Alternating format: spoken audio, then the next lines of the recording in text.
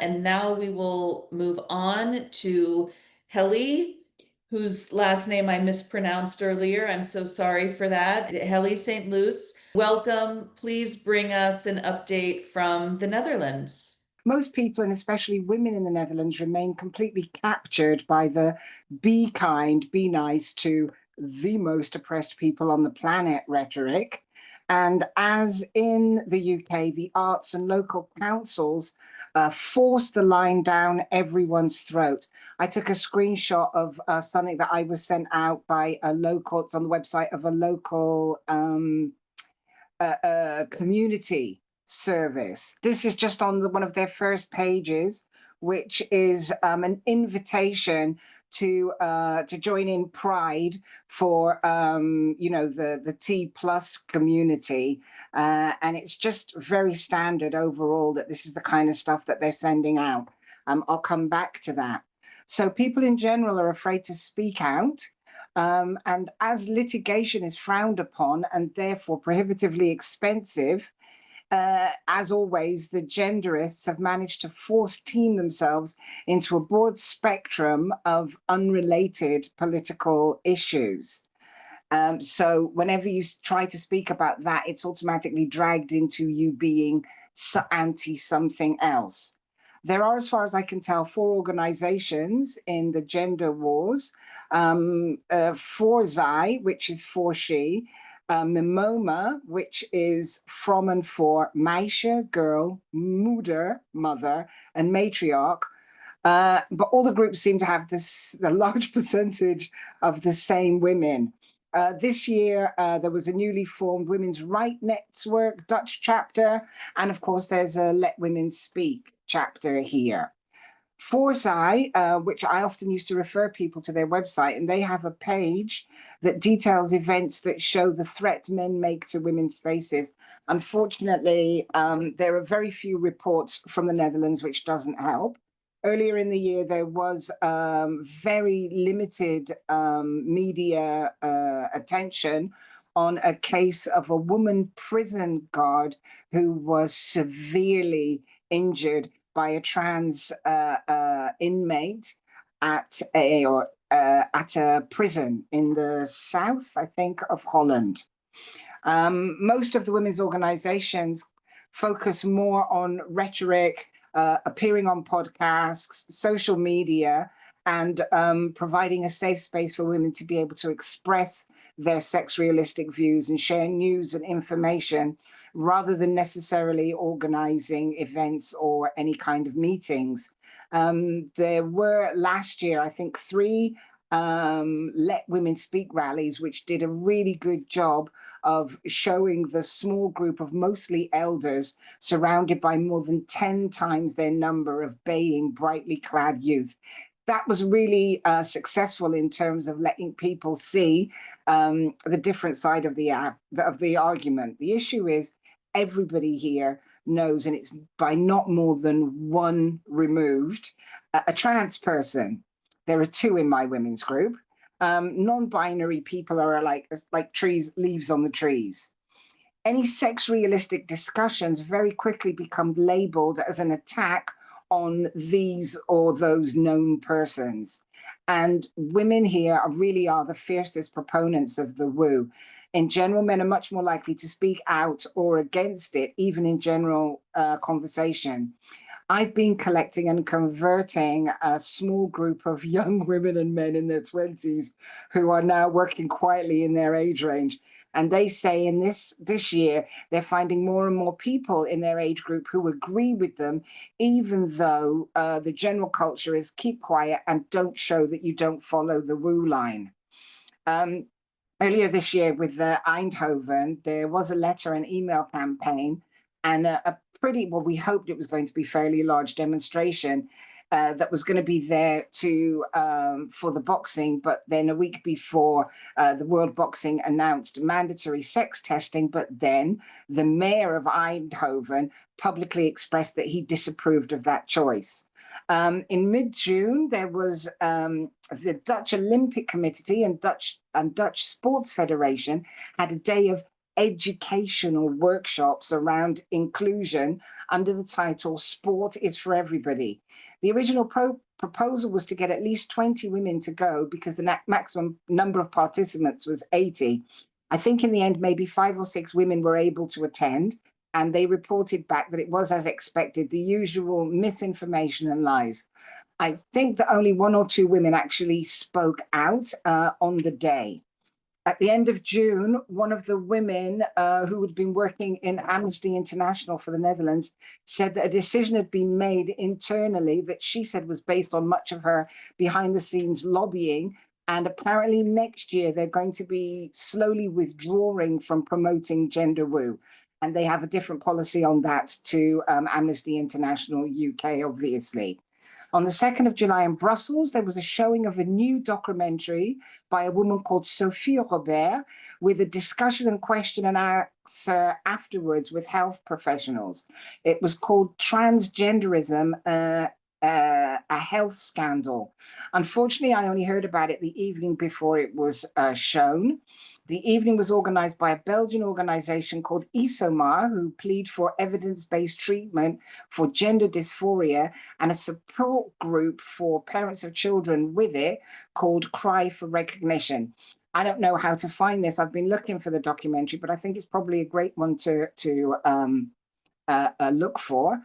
Also, the Dutch State Secretary for Protection of Rights sent a letter at the beginning of this month that said, basically, I'm just going to read from a translation here. On April 8th, the Chamber adopted a motion.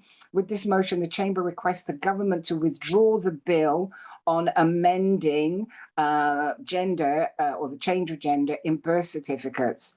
On June the 25th, the Chamber requested information on the implementation of the motion. This letter is to comply with that request. The Cabinet have decided to heed the repeated call from a majority of the Chamber.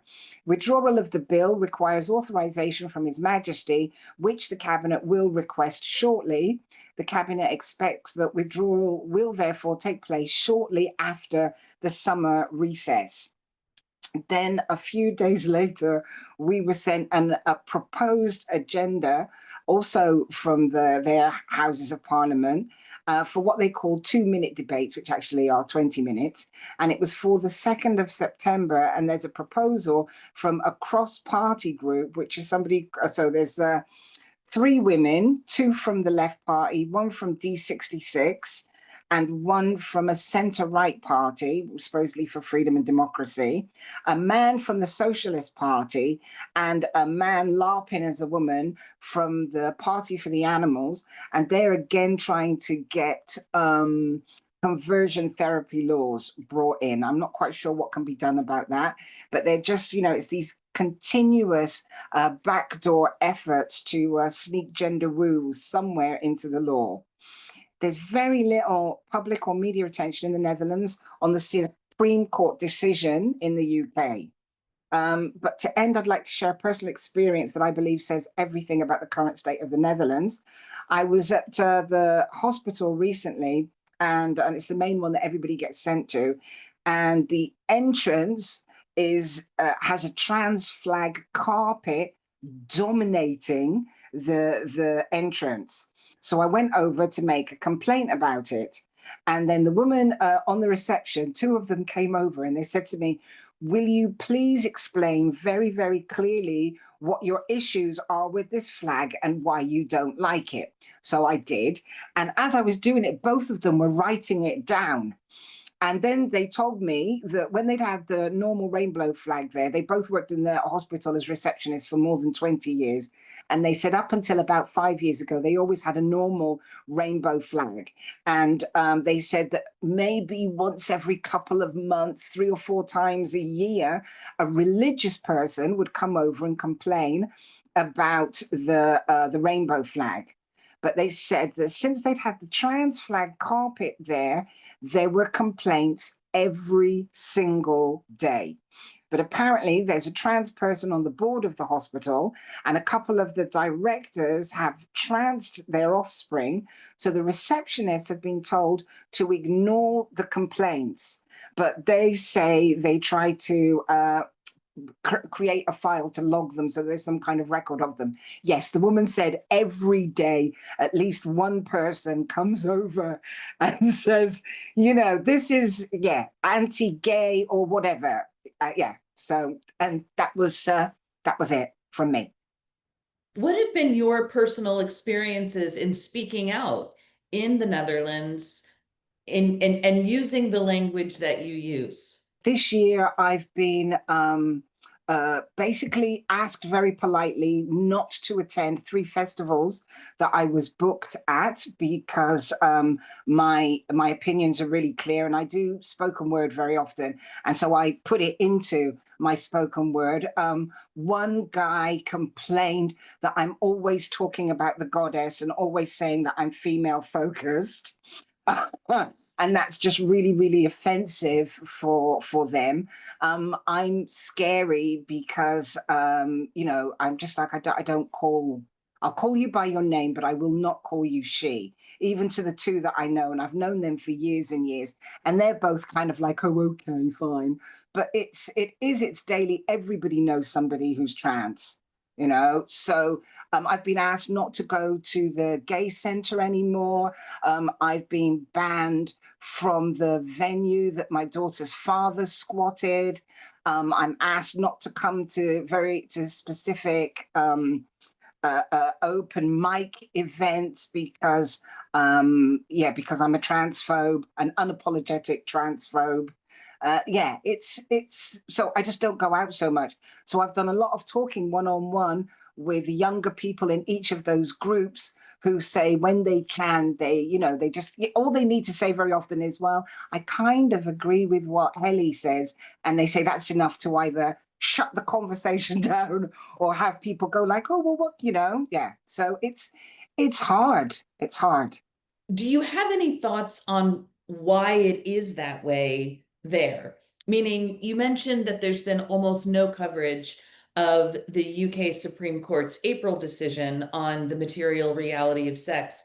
And I will just say, being in the States, it just feels like things are changing materially. I went out last night with a new friend who just emailed me out of the blue and said, hey, I happen to be in Florida. Can I buy you a drink? And she was like, I'm a turf lawyer and a former ACLU employee. And we just went out and we just talked right out in the open. And, we just had this conversation. So it feels like things are changing in a lot of places, but maybe not there.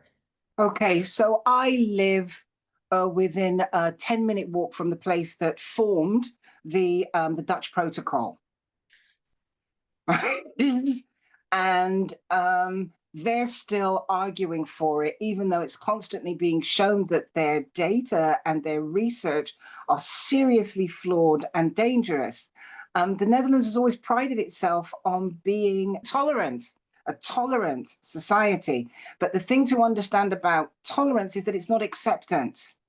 So the street in Amsterdam that's most famous for being for say gay men out um, is the street where there is actually some of the worst violence against gay men because young men, and they tried to say for a long time that it was young Moroccan boys predominantly, but it's young boys between 13 and 15 of all backgrounds and cultures who go there gay bashing.